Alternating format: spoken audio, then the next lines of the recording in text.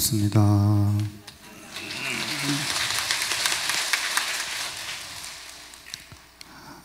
합장하시고 들어보십시오. 아미타불 제하방 착득심도 절망망 염도영공 무념초의 육문상방 자긍광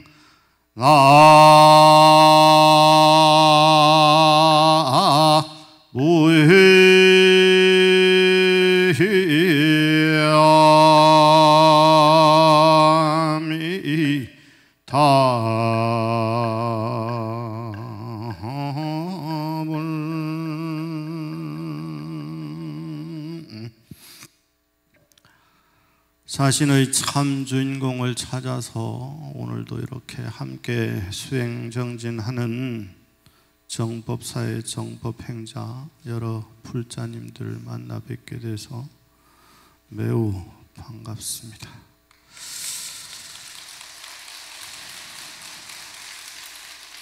지금 일러드린 개송은 나홍 스님께서 여동생에게 일러줬다라고 하는 개송, 또는 나홍 스님께서 깨닫고 나서 읊으셨다는 개송이 되겠습니다. 우리는 불자라고 한다면 마음의 저 깊숙한 곳 어딘가 들어있다라고 전설처럼 전해오는 불성이라고 하는 것을 찾아서 내 삶의 주인공이 되어서 어떠한 것에도 흔들리지 않는 불자가 되는 것이 가장 큰 목표라 할 것입니다. 아미타불 제하방, 빛으로 가득하신 무량수 무량광이신 아미타 부처님은 도대체 어디에 계시는가? 착득심두 절망망, 생각으로, 마음으로, 몸으로 아무리 노력해도 찾을 수 없는데, 찾을 수 없는 끝에 도달하면 그때 부처님을 뵐 수가 있다. 그 경지는 어떠하냐? 염도영궁 무념처럼 생각이 도달하고 생각이 도달할 수 있는 끝까지 가면 그때 아무 생각이 없어지는 동네를 만날 터이니 그곳이 바로 아미타불 부처님이 계시는 곳이더라, 이런 말입니다. 무슨 말이냐 하면, 위에 보면 서유기, 지혜를 찾아서 이렇게 돼 있잖아요. 그죠? 제가 한 번씩 비유를 많이 드는데 그 가운데 대표적으로 드는 것이 손오공입니다. 그래서 서유기라고 하는 이 글의 소설의 원저자는 누구냐 그러면 삼장법사, 현장법사시거든요. 이 스님께서 불경을 찾아서 인도 땅으로 가신 이야기들을 적어 놓은 것이 서유기의 원 모델이 됩니다. 그것을 명나라 때 사람이, 오승은이라고 하는 사람이 여러 가지 이야기들과 합쳐가지고 만들어낸 것이 바로 서유기입니다. 근데 이 서유기가 단순한 소설이 아니라는 거죠. 단순히 유희로 가득하 있는 재미난 이야기거리가 아니라는 거죠. 이 속에 담겨있는 부처님의 가르침이 굉장히 깊습니다. 한번 우리도 현장 스님과 같이, 삼장법사와 같이 마음 저 깊은 곳에 들어있는 반야 지혜를 찾아서 한번 떠나보겠습니다. 떠나려면 이제 준비를 단디 해야 되는데 보통 해가지고는 이 여행을 마칠 수가 없어요. 준비를 단디 해야 돼. 2박 3일만 가도 뭐 보따리를 한 것씩 싸는데, 그죠? 특히 우리 여기 아리따운 불자님들은 싸갖고 갈 게 많잖아. 에? 나는 뭐 한 일주일, 한 달을 가도 보따리 하나면 되는데, 우리 아름다운 우리 불자님들은 며칠 갈라고 하면 막 가방을 막 몇 개를 들고 싸가지고 가야 먼 여정에 잘 갔다 올 수 있을 터인데, 이 여행은 준비할 것도 없어요. 얼마나 좋습니까? 가방 쌀 일도 없어. 화장품 챙길 일도 없어. 칫솔 치약 챙길 일도 없어. 그냥 여러분들이 마음을 딱 먹는 순간 여행을 떠나면 됩니다. 여행을 떠나려면 함께하는 분들을 우리가 알아야 되잖아요. 서유기는 부처님의 가르침을 찾아서 서쪽으로. 근데 그때 주인공이, 굉장히 중요한 주인공이 있습니다. 제일 첫 번째로 석가열에 돼 있죠. 그죠? 그 다음에 손오공을 가둠 이렇게 돼 있잖아요. 그죠? 요것만 들어도 이제 들어본 적이 있는 양반들은 이야기가, 스토리가 이렇게 떠올라야 돼. 손오공이라는 녀석이 재주를 배워가지고 온갖 난리를 지기다가 천상의 옥황상제가 아유 제발 서가열의 부처님 저 천둥벌구숭이를 어떻게 좀 해주십시오. 간청을 해서 부처님이 그거 뭐 별로 어려운 일 아니라고. 응? 그래서 손오공이랑 내기를 하시잖아요. 손오공아, 네가 갈 수 있는데 끝까지 갔다가 돌아오면 내가 너를 마음대로 자유롭게 놀 수 있도록 해주겠다. 그랬더니 손오공이 구름을 착 불러가지고 별로 어려운 일이 아니다. 내가 얼른 갔다 오겠습니다 하고 휑하게 날아갔는데, 가다가 끝쯤 될 쯤에 웬 산이 톡하니 가로막고 있더라는 거지. 야, 여기가 세상의 끝인가 보다. 그래가지고 딱 일필휘지로 제천대성 왔다 가노라 이러고, 거기까지만 했으면 좋은데 이놈이 딱 온 기념으로 짐승인지라 영역 표시를 한다고 오줌을 한번 쫙 갔다 와서 부처님 제가 세상 끝에 갔다 왔습니다. 부처님께서 웃으시면서 오공아, 그래 세상 끝을 잘 구경했느냐? 아이 그러면 세상 끝에 갔더니 왜 큰 바위 5개가 있어가지고 거기다 제가 표시까지 하고 왔습니다. 이놈아, 네가 표시했다는 걸 한번 보려무나 하고 손바닥을 똑 내미시니 거기에 자세히 들여다보니까 제천대성 왔다 간다. 믿을 수가 없어서 야 이거 거짓말이라면서, 야 이놈아 네가 지금 눈 오줌이 지른내가 진동을 하지 않느냐? 맡아봤더니 오줌 진동을 하겠다. 너는 악행을 많이 저지른 관계로 시절 인연이 될 때까지 이 오행산이라고 하는 곳에 갇혀서 지내야 될 것이다 하고 손바닥으로 쫙 누르시니까 원숭이가 그대로 오행산에 갇히게 되었다. 요 앞에 내용들을 확 줄인 겁니다.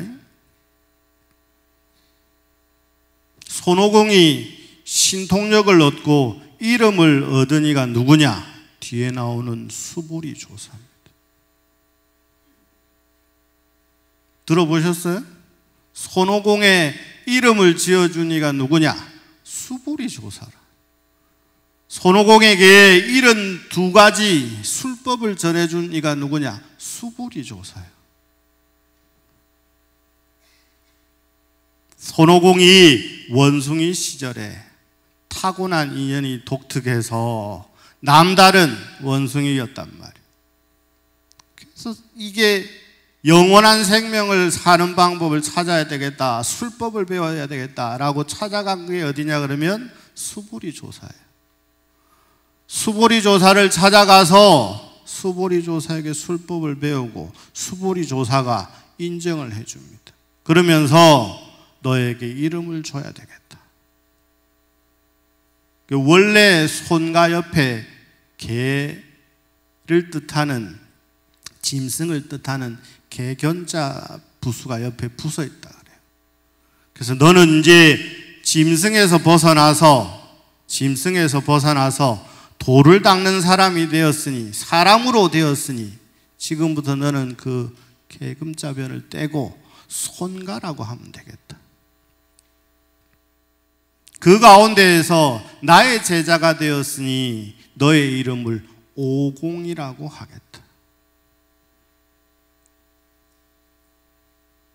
깨달을 오자에 텅빌 공자. 그래서 오공이 그렇게 해서 탄생하는 겁니다. 근데 여기서 잘 보세요. 수보리 조사가 누구요? 수보리 존자가 누구요? 여러분들은 금강경을 통해서 익숙한 이름이잖아요. 그죠? 수보리 존자는 어디에 나오는 분입니까? 여러분들이 많이 독송하는 거예요. 어디에 주로 나와요? 수보리여 의유나오 맨날 하잖아요. 소설을 이렇게 쓴 거예요. 응? 소설을 이렇게 썼는데 왜 하필 수보리 존자냐? 자기 자신이 텅 비어있는 존재임을 깨닫지 못하면, 이 속에 가득 차있는 번뇌망상을 확 비워내지 못하면, 공을 체험하지 못하면 한 발짝도 나아갈 수 없단 말이에요. 원숭이는 원숭이 그대로 살아갈 수밖에 없단 말이에요. 근데 공을 딱 체험하는 순간, 아, 이 모든 것이 인연 법칙에 의해서 만들어진 것이구나, 그러니 결국은 다 공이구나 하는 것을 아는 순간, 원숭이와 사람의 차별이, 짐승과 인간의 차별이 없어지는 거예요. 우리 이 마음속에 짐승 같은 것들로 가득 차 있잖아요. 그죠? 지난 시간에도 이야기했잖아요. 그래서 머리 검은 짐승이라고 한다고. 중생이란 말의 시작이 짐승으로부터 시작되었다고. 짐승이 점점 변하면 중생이 된단 말이오. 근데 짐승에서 중생으로 변화하려면 어떻게 해야 되느냐? 내가 느끼고 깨닫는 바가 있어야만 짐승에서 중생으로 바뀐단 말이에요. 짐승에서 사람으로 바뀐단 말이에요. 여기에서 그 이야기를 해주는 거예요. 원숭이에서 사람으로, 사람 말을 하고 술법을 하고 온갖 요술 도술을 부리는 존재로 바뀌는 거예요. 이때 길 안내를 해주시는 중요한 분이 나옵니다. 그분이 누구냐? 관세음보살님.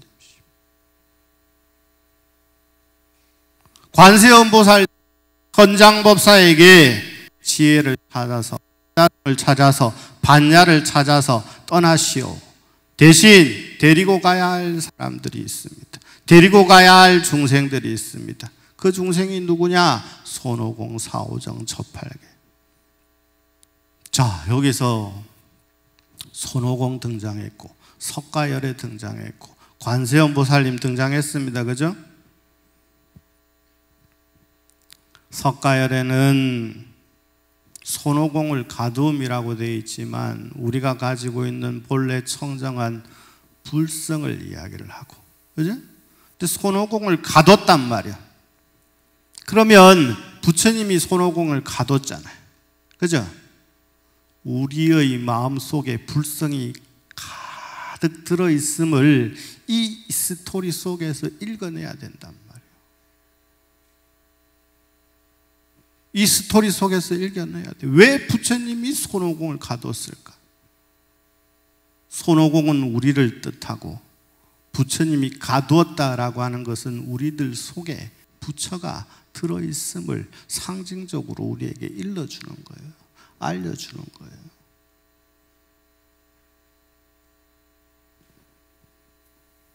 관세음보살은 지혜를 뜻하고 반야를 뜻합니다. 지혜의 대표인 관세음보살님이 나타나서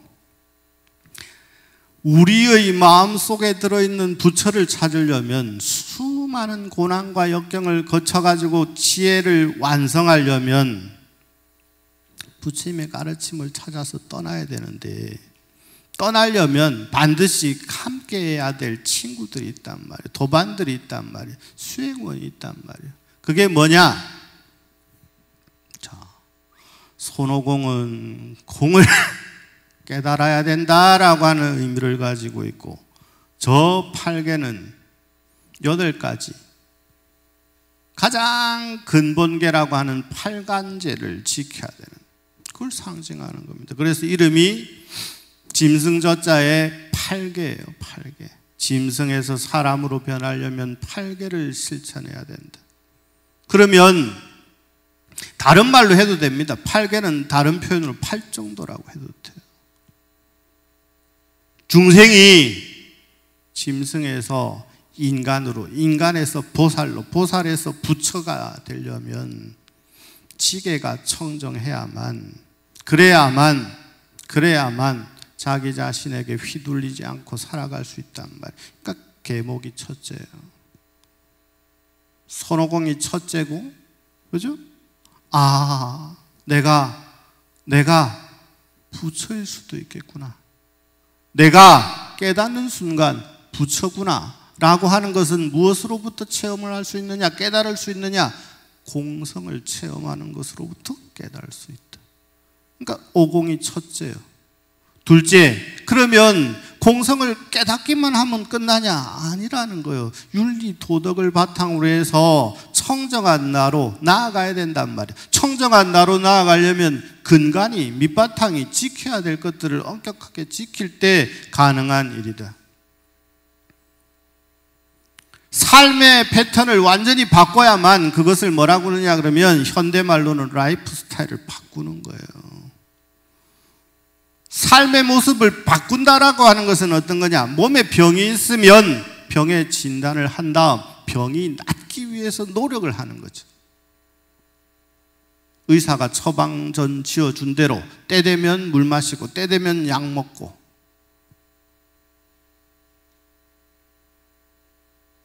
그게 8계입니다. 그게 지계입니다. 그렇게 하다 보면 어떤 과정이 나타나느냐, 어떤 단계가 나타나느냐? 선정의 단계가 나타납니다. 어떠한 상태에서도 흔들리지 않는 고요함, 청정함을 얻게 됩니다. 그걸 무슨 의미로 표현을 하느냐, 어떻게 표현을 하느냐? 육근청정이라고 합니다.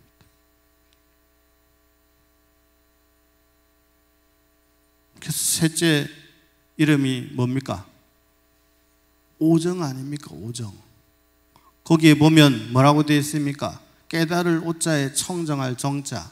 자기의 본질을 훤하게 알게 되는 거죠. 아, 그런 거구나.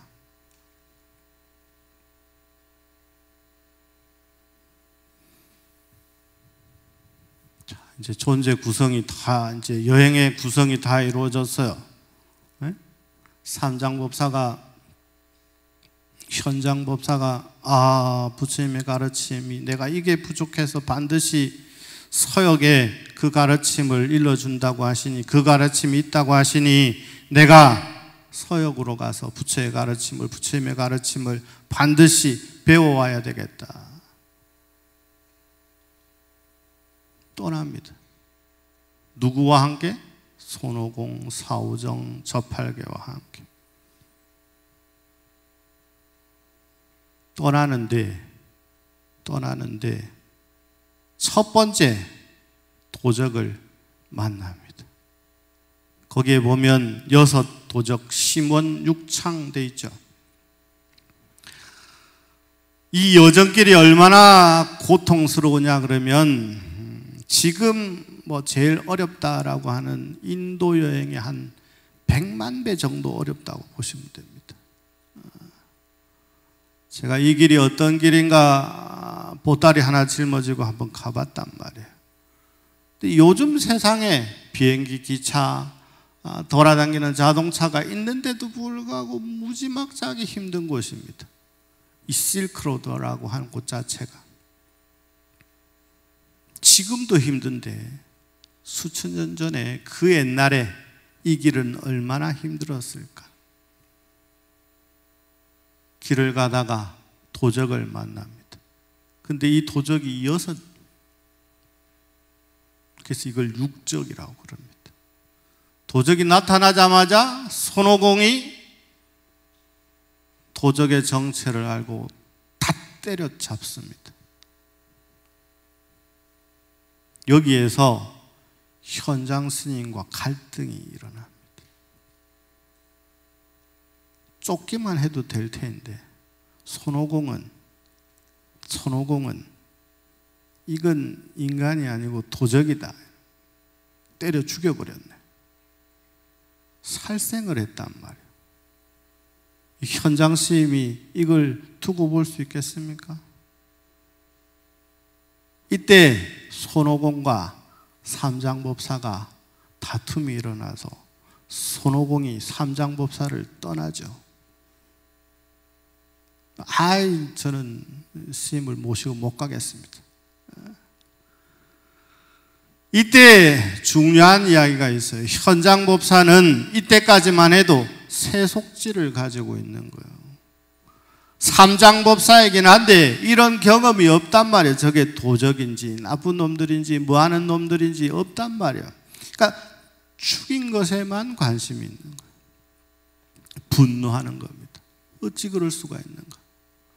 손오공의 입장을 보면 어떻습니까? 저건 없애야 할 대상이지 함께 해야 할 대상이 아니다라는 거죠. 두고 나쁜 짓을 할 건데 내가 없애버려야지 라고 없앤 거예요. 자, 그러면 누구의 잘못입니까? 없앤 손오공의 잘못입니까? 아니면 방편으로 손오공을 잘 타이르지 못하고 이런 이 원숭이 같은 놈, 이 망둥이 같은 놈 감히 펄펄 뛴 삼장의 잘못입니까? 누구의 잘못입니까? 삼장이 가지고 있는 아직까지 그때까지의 삼장은 지혜는 있으나 통찰지가 아니란 말이야. 세속지란 말이야. 옳은 것과 그른 것에 완전한 편견을 가지고 있는 사람. 아직까지 삼장도 완성된 게 아닙니다. 지혜를 뜻하긴 하지만 삼장도 이 여정을 거쳐서 세속지에서 세간지에서 통찰지로 무분별지로 바뀌어 나가는 겁니다. 여러분들도 그렇지 않던가요? 인터뷰를 보니까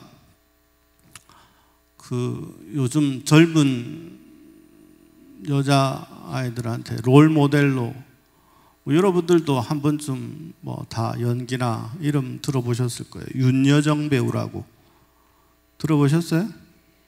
안면이 좀 있습니까? 윤여정이는 여러분을 모르겠지만 여러분은 윤여정이를 알겠죠, 그죠? 어떻게 하면 선생님처럼 여유롭게 능동적으로 유연하게 삶을 살 수 있습니까? 그랬더니 윤여정 배우가 뭐라고 했냐 그러면 여러분 지금 당신 나이에는 유연할래야 유연할 수가 없으니까 그냥 사세요. 나 정도의 유연성을 갖추려면 삶의 수많은 곡절을 거치고 그때까지도 내가 분노에 휩싸이지 않을 때 그때 유연성은 나오는 겁니다.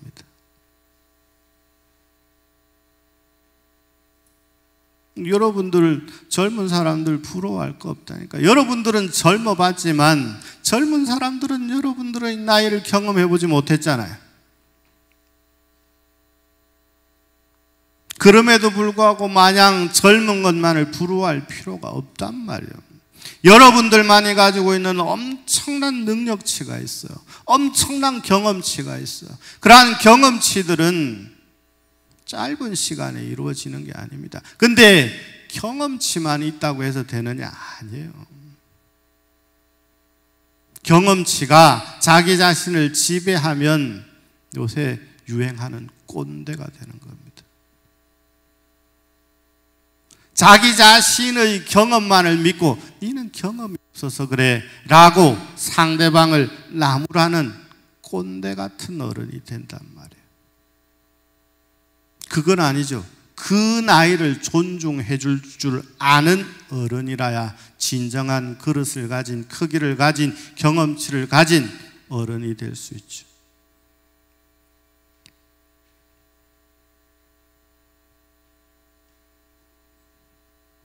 여섯 도적을 만났다 그러는데 여섯 도적이 뭐냐? 여기에 나옵니다. 여섯 도적의 이름이 하나하나 등장합니다. 안간히, 이청로, 비치의, 설상사, 신본우, 의견. 반야신경이랑 닮았잖아요. 무안이 비설 신의, 무색성향미 촉법. 그걸 소설로 드라마로 딱 써놓으니까 여섯 도적을 만났다. 이 여섯 도적이 뭘 뜻하냐, 뭘 상징하느냐? 인간이 가지고 있는 근본인 안이 비설 신의 육군을 이야기하더라. 육군이 청정하지 못하면 꼰대 같은 어른이 되고, 짠소리만 하는 어른이 되고, 짜증만 내는 어른이 되고, 어른이 될 뿐만 아니라 늘 짜증나는 사람이 되고, 늘 속이 시끄러운 사람이 된단 말이에요. 늘 짜증스러운 삶을 살지 않으려면 어떻게 해야 되느냐? 나의 본질을 알면 된단 말이에요. 여섯 도적의 이름이 있으니 첫째는 안간히. 안간이라고만 써놓으니까 무슨 말인지 모르겠죠. 눈으로 지가 보고 싶은 것만 보고 기뻐한다는 뜻에서 안간입니다.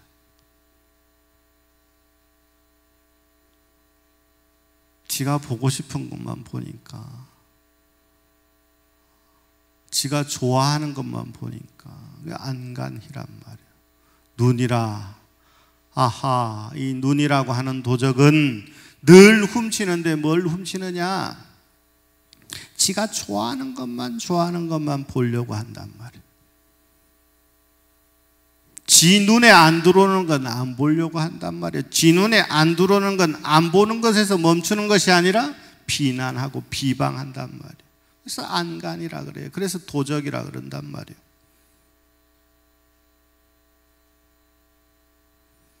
눈의 도적으로부터 벗어나서 청정을 얻으면 어떻게 되느냐? 그게 자비의 눈이 되는 겁니다.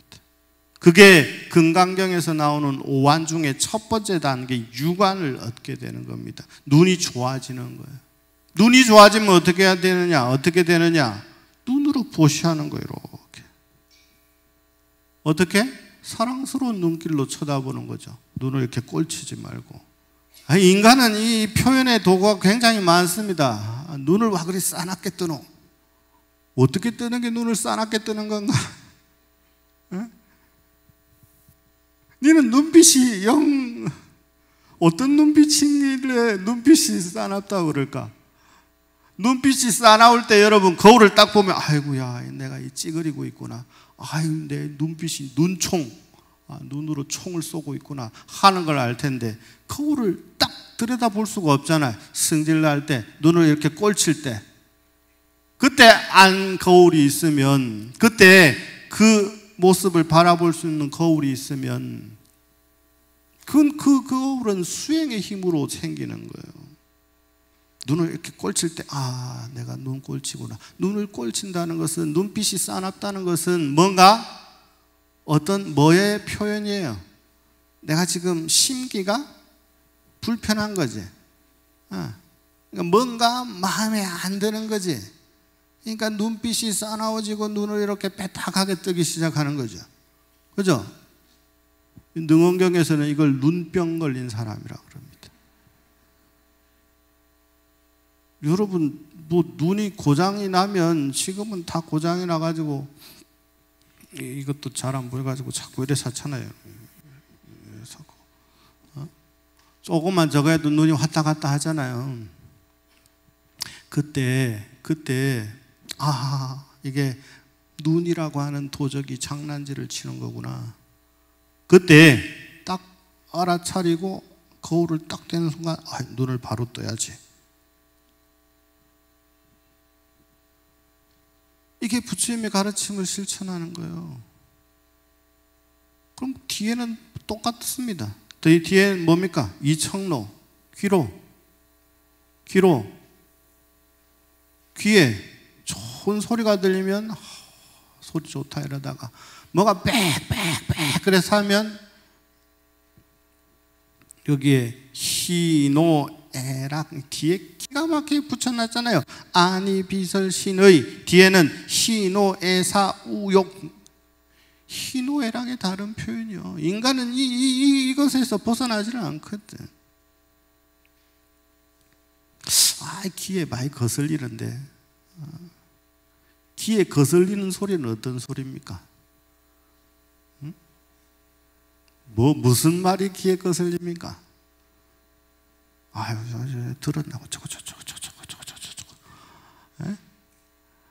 봤나? 니만 알아라. 알겠나? 알고 보면 그럴 거다. 알겠지? 니만 알고 있어야 된다. 절대 딴 데 이야기하면 안 된다. 그 이야기가 자기 욕일 경우에는 어떻습니까? 귀에 거슬립니까? 안 거슬립니까? 여러분들 도 닦는 거 매로 이러고 앉아있는데 옆에서 자꾸 뽀시락 전화기는 울려서 자꾸 까똑 해서 이러면 귀가 거슬립니까? 안 거슬립니까? 스님 겁나게 못생겼어요. 이러면 제가 귀에 거슬리겠습니까? 안 거슬리겠습니까? 안 거슬리려고 노력을 하는데 거슬린단 말이지. 이청로 귀라는 도적놈이 장난질을 치는 거예요. 알고 보면 소리에 불과한 건데, 알고 보면 전기에 불과한 건데, 우리가 인지하는 것은 모두 다 전기로 이루어져 있는 거거든요. 파장에 불과한 거예요. 근데도 불구하고 그걸 여실히 알 수 있는 건 뭐냐? 드라마나 영화 보면서 울다가 웃다가 나랑 아무 관계없는 것들을 보면서도 울다가 웃다가 하는 거 보면 알 수 있습니다. 근데 그건 파장에 불과한 거란 말이에요. 여기도 좋다, 나쁘다, 기쁘다, 즐겁다 하는 생각들이 이 파장에 의해서 생겨나는 거예요. 별거 아니에요. 근데 여기에 우리는 감정을 집어넣어가지고 좋다, 나쁘다, 가까이 해야 된다, 멀리 해야 된다, 저걸 죽여, 살려, 말어 라고 하는 감정이 일어나는 거예요. 그것을 부처님 가르침을 통해서 이렇게 표현을 합니다. 이청로. 귀라고 하는 것은 지하고 좋을 때는 상관이 없는데 지하고 안 좋으면 성질을 낸다. 이청로, 귀라. 들으면 노여워하는 놈이구나. 비치에 똑같습니다. 이제 대충 감이 잡힙니까? 코로 좋은 냄새를 맡으면 좋은 냄새다 가까이 가려고 그러고 어때요? 악취가 나면 어때? 코를 딱 틀어박고 아이고 땜시야 이러면서 가까이 합니까? 도망갑니까? 가까이 갑니까? 가까이 가는 인간도 있어요. 그걸 약간 변태기가 있는 사람들. 그렇잖아요. 나는 안 좋은 냄새인데 어떤 사람은 좋아하는 냄새도 있잖아요. 안 그래요? 대표적으로 과일 같은 거 저기 동남아에 가면 과일의 왕이라고 하는 두리안이라고 하는 과일이 있어요. 맛있게 먹는 사람은 맛있게 먹는데 처음 맡아보고 경험이 없는 사람은 하고 똥그렇게야 이러고 코를 막죠. 그러면 두리안이 잘못입니까? 코가 잘못입니까? 좋아하는 사람, 싫어하는 사람 잘못입니까? 인정을 하면 되거든요. 두리안 좋아하는 사람은 두리안을 먹으면 되고, 근데 여기서 안 멈추거든. 니는 두리안도 못 먹나? 아유, 입이 고급이 아니네. 저 사람은 뭐 저 냄새 나는 걸 늘 좋다고 먹는다. 이것이 충돌이 되면 다툼이 생길까요? 안 생길까요? 좋아하면 좋아하는갑다. 많이 잡수세요 하면 되는데 거기서 멈추지 않는 것이 인간의 본질이란 말이에요. 그러니 코라고 하는 것이요. 코라고 하는 것이요. 비치에 이것도 잘 보세요. 희노애사가 왔다 갔다 합니다. 이 문장을 기가 막히게 잘 만들어 놓은 거예요. 네 번째, 설상사. 이것도 역시 마찬가지입니다. 앞에 비유를 든 것처럼 지 혓바닥에 맛있는 거는 그래서 출가자는 뭐 해야 될 것으로 뭘 꼽느냐 그러면 연의 미식이라 그럽니다. 부드러운 옷과 맛 좋은 음식은 멀리 해라. 그래서 거울 보는 시간을 좀 줄이라고 머리도 빡빡 밀고, 패션에 신경 쓰지 말라고 옷도 이렇게 하나만 입으라는 거예요. 그게 스님들의 모습이잖아요. 그 원인이 거기에 있습니다. 머리 있다면 이게 감고 이게 거울 봐가지고 이게 가르마도 타야 되고 이 포마드도 발라야 되고 뭐도 발라야 되고 하지만은 머리 빡 밀어 뿜으면은 신경 쓸 일이 없잖아요. 옷도 마찬가지죠. 여러분들은 쭉 늘어놓고 입을 옷이 없다고 맨날 하지만은 스님들은 뭐 디자인도 한 가지고 입는 것도 한정되어 있으니까 그것만 입으면 되는 거예요. 그래서 출가 수행자들은 연이 미식, 부드러운 옷과 좋은 옷과 좋은 음식을 멀리 해라. 근데 인간의 욕망이 그런가 안 그런단 말이에요. 햇바닥이 뛰어난 사람, 콧구멍이 뛰어난 사람은 그러지 못한단 말이에요. 인간의 탐욕 때문에 지구가 이 지경이 되는 겁니다. 적당히 밸런스를 맞추면 지구가 이 지경이 안 되거든요.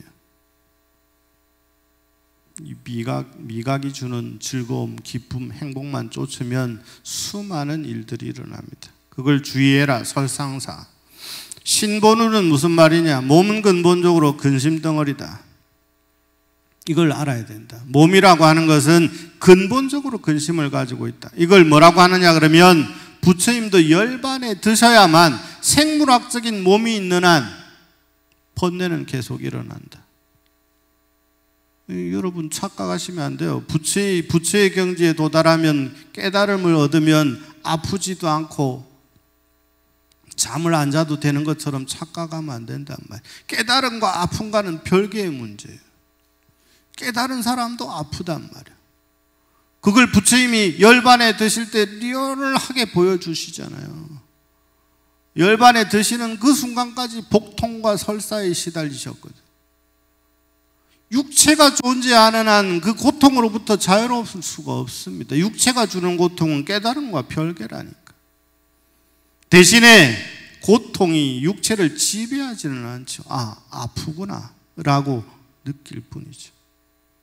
아파 죽겠는데 저것이 지금 마지막 모습까지 어떻게 모습을 보여주시냐?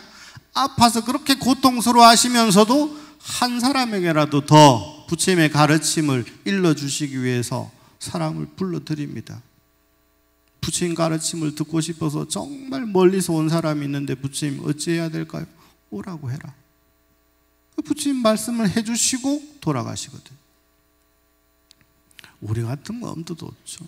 아파 죽겠는데 지금 내가 몸이 지금 사람이 생각이 있나 없나? 지 몸이 조금만 그래도 저도 그렇거든요. 저도 이슬짓고 하면 저도 지금 내가 지금 간만에 지금 좀 쉬려고 하는데 자꾸 보자하고 전화하고 만나자하고 온다하고 오는 사람이 그 사람이 아픈지 뭐 시간이 바쁜지 알게 뭐요. 생각만 바꾸면 상황만 바꾸면 얼마든지 이해할 수 있는데 그게 안 된단 말이에요. 내가 몸이 괴로운데 신본우 몸이라고 하는 것은 근본적으로 근심덩어리다. 우한덩어리다. 이건 깨달음과는 아무 상관이 없다. 깨닫는다고 해서 암에 안 걸리냐? 아니에요. 깨달음과 아픈 것은 별개의 문제란 말이에요. 대신 아프다 하더라도 남 핑계를 대지 않죠. 병 핑계를 대지 않죠. 여실히 아픔의 원인을 알기 때문에 화내지 않죠. 짜증내지 않죠. 승질내지 않죠. 그때 인간은 근본적으로 아프면 그렇게 안 된단 말이에요. 신본우 몸이라고 하는 것은 근본적으로 근심 덩어리다. 마지막 의견욕이라 생각이라고 하는 것은 지가 하고자 하는 것만 눈에 보인다. 하기 싫은 건 눈에 안 들어. 이견욕이라 그래요. 그래서 그걸. 멋진 표현입니다. 마음이라고 하는 것이요, 끊임없이 지가 좋아하는 것만 보려고 하는구나. 의견욕. 생각이라고 하는 것이요, 지가 늘 옳다는 걸로만 생각을 하려고 하는구나. 옳다는 것만 보려고 하는구나. 이게 여섯 도적이란 말이야.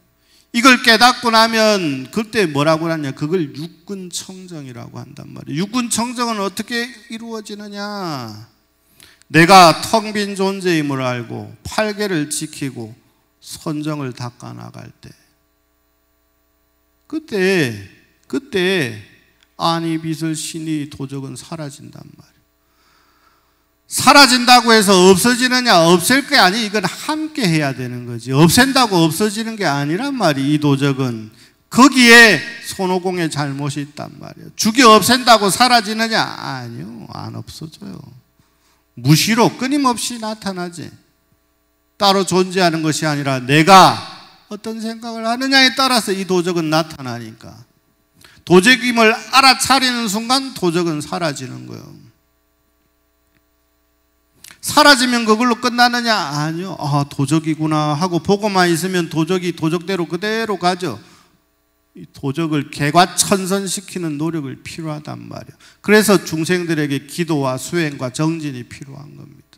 육군이 청정해져서 여섯 도적이 사라지면 앞에 개송으로 읊은 것처럼 아미타 부처님이 여러분들과 함께 하십니다. 그걸 어떻게 할 수 있느냐? 육문상방 자금광이라. 여섯 도적이 사라진 자리에 육문상방, 육문은 안이비설 신의의 다른 표현이거든요. 앞에 육적은 도적을 뜻하지만 여기서 도적이 개가천선하면 어떻게 되느냐? 육문상방 자금광, 여섯 문에서 항상 빛을 놓는데 어떤 빛을 놓느냐? 자줏빛, 금색 빛을 놓는다.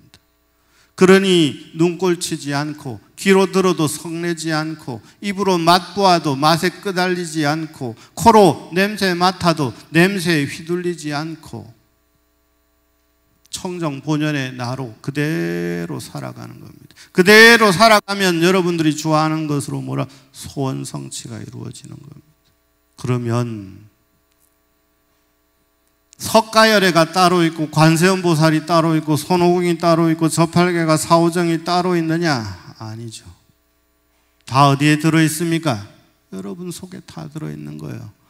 여러분 속에 석가열애도 있고, 삼장법사도 있고, 손오공도 있고, 사오정도 있고, 저팔계도 있고.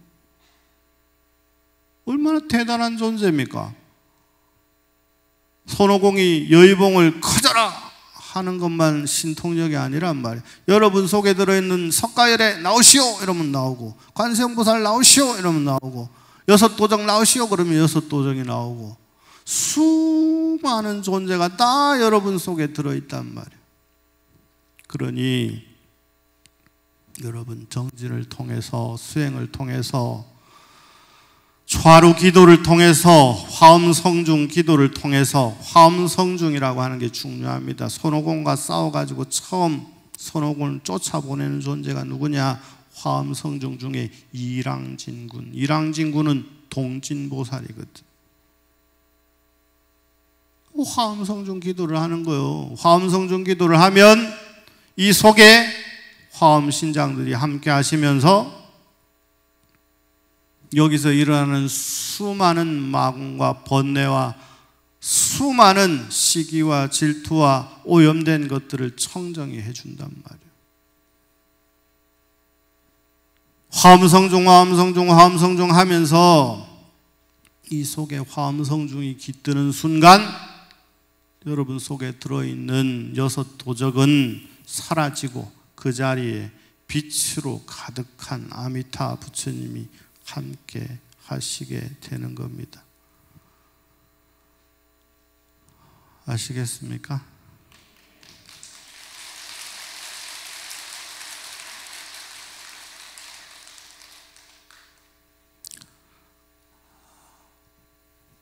여러분들 마음속에 빛으로 가득한 하루 되시기를 바라겠습니다. 마치겠습니다.